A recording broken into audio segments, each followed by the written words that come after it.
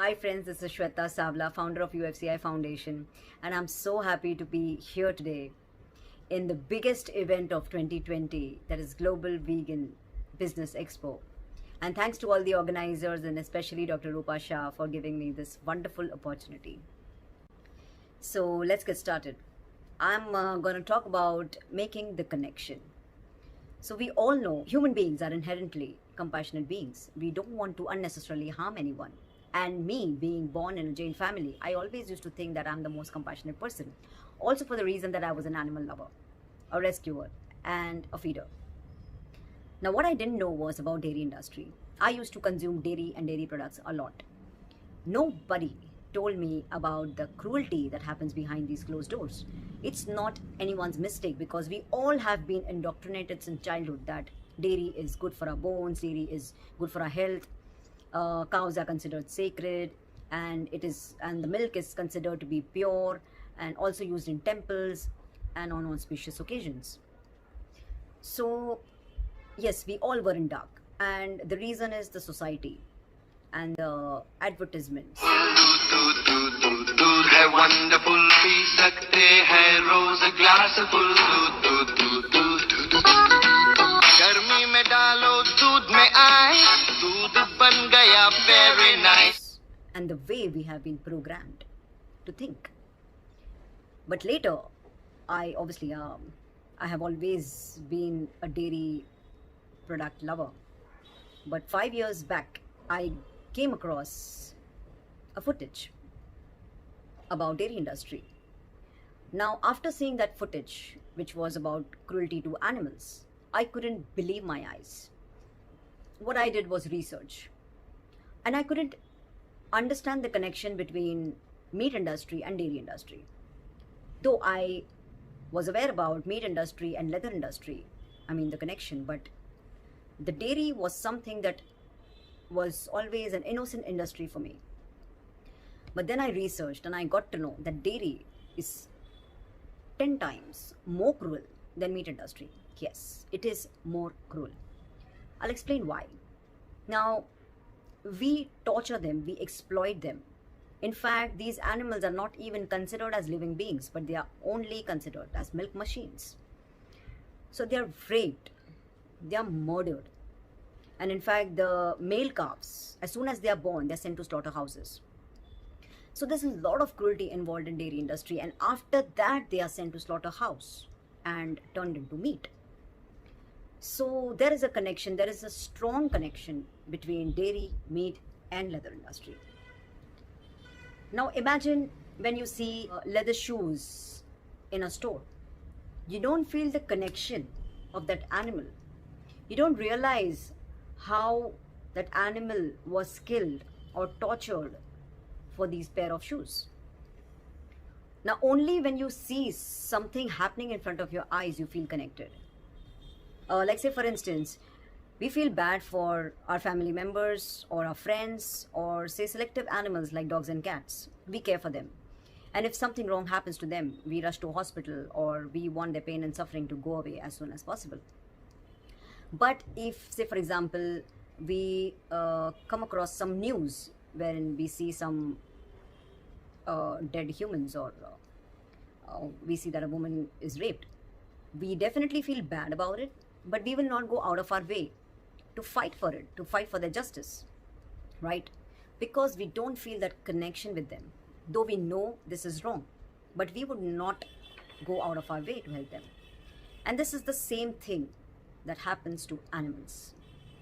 None of us are connected to farm animals because they are breeded, they are killed behind closed doors of farms and slaughterhouses. Now imagine when you visit a farm, what you want to do with animals. What does your instinct say? You want to care for them, you want to hold them, you want to love them, right? So this is not arbitrary instincts. This is human natural instincts. So we have to understand that we are inherently compassionate beings. It's just that we are disconnected. Like say for example, if an animal was skinned alive in front of you and then with the same skin somebody made a shoe, would you wear it? No. But when we visit a store and when we see some nice looking leather shoes, we feel like buying it. and we might even choose to buy. Why? Because we are disconnected. When we see egg, we don't see a mother. We don't see a mother's labor pain. What we see is just egg. When we see meat on our plate, we don't see the animal or the suffering. We are totally disconnected. It's all about connection. And we don't realize that we all are connected. We think that out of 8.7 billion species, we are the only ones living on the planet. But no, that's not true. We all are connected, and we forget to live in harmony with nature. And we think that we are the most intelligent species on Earth, which is to some extent true. But no intelligent species on Earth would destroy their own home, right? And Earth is our only planet to live. We don't realize the harm and the destruction that we are doing on this planet with our food choices and with other comfort. We have to understand that every living being deserves the same right and same freedom to live. When we destroy our home, our earth, we don't realize that we are destroying ourselves too. Now we have to understand that our collective food choices have such massive impact on the earth. And these animals raised for food, or I must say animal agriculture, is the leading cause of deforestation. So this deforestation is not a single problem. When we cut trees and natural areas, we are causing habitat destruction as well. And this habitat destruction leads to biodiversity loss. We are driving so many species to extinction. And when these species are driven to extinction, even the well-being of human beings is affected, because we all are connected. Do you know that dozens of species are going extinct every single day? And we don't realize that when these species are going extinct, they're gone forever, and we are never going to get them back. So what makes us do all these things? Are we deliberately doing this? No. We are unknowingly doing this. We don't know that we all are connected so deeply that when these species goes extinct, we all will be affected. It will definitely affect the well-being of humans as well. So how? We'll understand. Like say, for example, pollinators, bees. Now these bees help to pollinate crops. So when these bees go extinct, obviously the food will become more and more expensive. But we also don't realize that when they go extinct, soon, like say within days, the entire planet will collapse.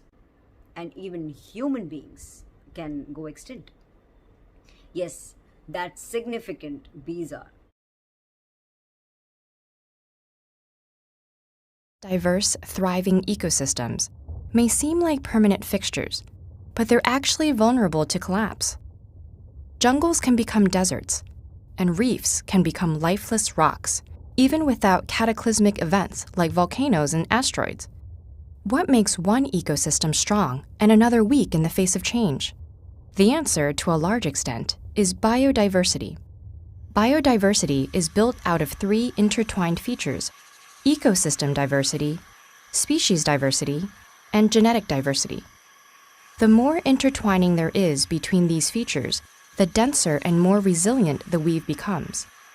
Take the Amazon rainforest, one of the most biodiverse regions on Earth due to its complex ecosystems, huge mix of species, and the genetic variety within those species. Here are tangled liana vines, which crawl up from the forest floor to the canopy, intertwining with treetops and growing thick wooded stems that support these towering trees. Helped along by the vines, trees provide the seeds, fruits, and leaves to herbivores such as the tapir and the agouti, which disperse their seeds throughout the forest so they can grow. Leftovers are consumed by the millions of insects that decompose and recycle nutrients to create rich soil. The rainforest is a huge system filled with many smaller systems like this, each packed with interconnected species. Every link provides stability to the next, strengthening biodiversity's weave. That weave is further reinforced by the genetic diversity within individual species, which allows them to cope with changes. Species that lack genetic diversity due to isolation or low population numbers are much more vulnerable to fluctuations caused by climate change, disease, or habitat fragmentation. Whenever a species disappears because of its weakened gene pool, a knot is untied and parts of the net disintegrate. So, what if we were to remove one species from the rainforest? Would the system fall apart? Probably not. The volume of species, their genetic diversity, and the complexity of the ecosystems form such rich biodiversity in this forest that one species gap in the weave won't cause it to unravel. The forest can stay resilient and recover from change. But that's not true in every case. In some environments, taking away just one important component can undermine the entire system. Take coral reefs, for instance. Many organisms in a reef are dependent on the coral. It provides key microhabitats, shelter, and breeding grounds for thousands of species of fish, crustaceans, and mollusks. Corals also form interdependent relationships with fungi and bacteria.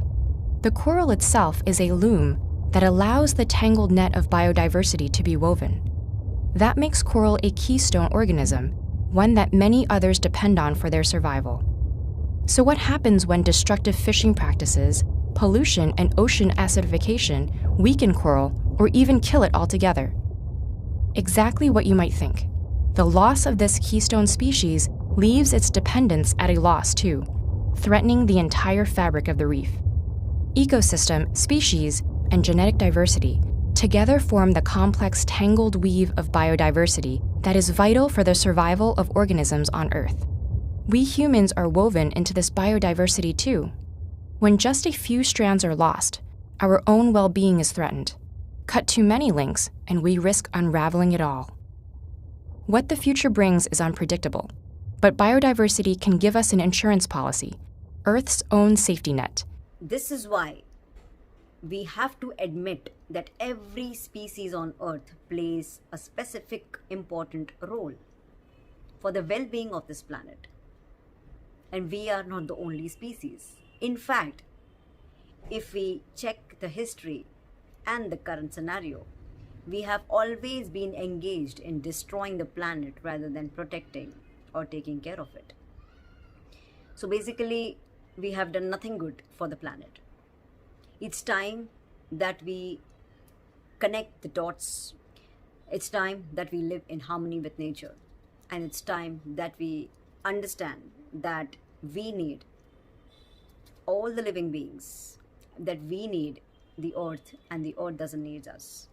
So every life on earth is as important as we think we are. Now I know when I say to care about every living being on earth or to love them is practically not possible, but causing unnecessary harm can be avoided, right? So we do not need animal products to be healthy or to be happy. We can thrive on plant-based products.